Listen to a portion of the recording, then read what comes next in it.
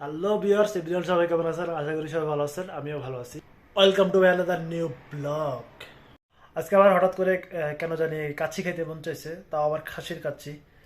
তো এখন মাঝে রাত প্রায় 12:15 সৌদি আরবের সময়, আর একটু আগেই ডিউটি থেকে আসছি। তো এখন রান্নাবান্না করতে মন চাচ্ছে না, এই জন্য ভাবলাম যে যাই একটা কাচ্চি নিয়ে আসি। আমার আজকে 2 দিন ধরে কাচ্চি খাইতে মন চাইতেছে, সময় পাইতেছি না বা টাইম মিলাইতে পারতেছি না, এই জন্য আমি যেতেও পারতেছি না। কারণ ওইটা হচ্ছে আমার রুম থেকে অনেক দূরে, আমার রুম থেকে প্রায় 6 কিলোমিটার পাড়ি দিয়ে আমার যাইতে হবে। আর এমনিতে বাইরে অনেক ঠান্ডা আর আবহাওয়াটাও ঠিক নাই, এই জন্য আমার যাওয়া হয় নাই। তো আজকে ভাবলাম যে একটু ঠান্ডাটা একটু মোটামুটি কম, এত বেশি হলো আবার এত কমও না। তো ভাবলাম যে আজকে একটু যাই। কালকে যেহেতু শুক্রবার আছে, আজকে বৃহস্পতিবারের রাত, টাইম নিয়ে গেলাম। আজকের ব্লগটা অত বড় করবো না, খুব ছোট্ট একটা ব্লগ হবে। তো আশা করি সবাই এনজয় করবেন।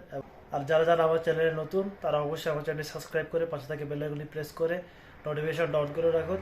আর ভিডিওটি না টেনে পুরো ভিডিওটি দেখতে থাকুন।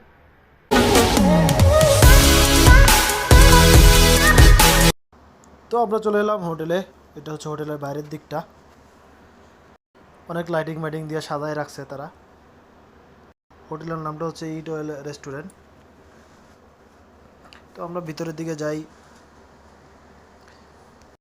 ভিতরে ঢুকতেই সামনে ক্যাশ বক্সটা পড়ে, আর এদিকে হচ্ছে বসে খাওয়ার জন্য স্পেস, আর এদিকে হচ্ছে কিচেন।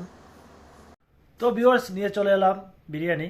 বাইরে যে কি পরিমাণ ঠান্ডা, মানে আপনাদেরকে আমি বলে বোঝাতে পারবো না। শুধু এই কাচ্চি খাওয়ার জন্য আমাকে এখন এই ঠান্ডার মধ্যে বাইরে যেতে হলো।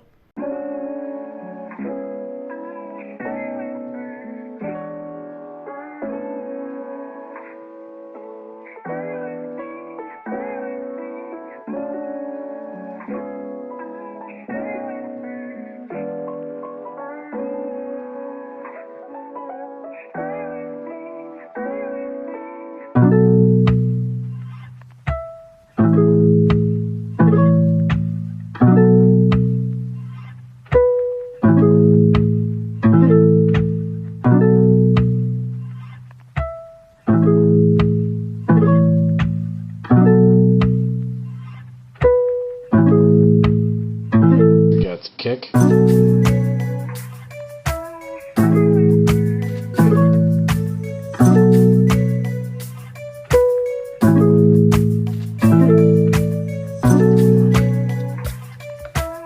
এই হচ্ছে খাসির কাচ্চি, এটা হচ্ছে সালাতের সস, আর এখানে একটা লেবুর টক দেওয়া আছে। লেবুর টকটা জস। আর বিশেষ করে এগুলোর কথা বলি, এগুলো হচ্ছে আপনার মাংসের কিমা। এগুলো অনেক জোস, খেতে অনেক মজা।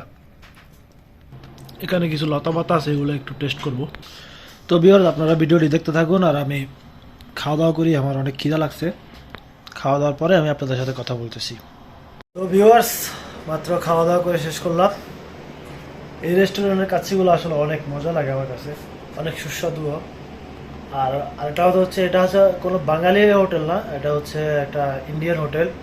এখানে সব ইন্ডিয়ান খাওয়া দাওয়া পাওয়া যায়।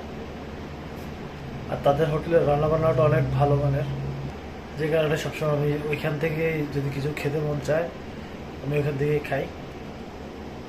তো আজকের ব্লগটা আর বেশি বাড়াবো না, আজকের ব্লগটা এখানেই শেষ করে দেবো। আর যাওয়ার আগে, আজকে ব্লগটা যদি আপনাদের কাছে ভালো লেগে থাকে, তাহলে অবশ্যই আমার ভিডিওতে একটা লাইক করে কমেন্ট করে জানাবেন। আর যারা যারা এখন পর্যন্ত আমার চ্যানেলটি সাবস্ক্রাইব করেনি, আমার চ্যানেল সাবস্ক্রাইব করে পাশে থাকা বেল আইকনটি অন করে রাখুন, যাতে আমার প্রত্যেকটা ভিডিও আপনাদের কাছে খুব সুন্দরভাবে পৌঁছে যেতে পারে। ততক্ষণ পর্যন্ত সবাই ভালো থাকবেন, সুস্থ থাকবেন। সবাইকে সালাম আলাইকুম।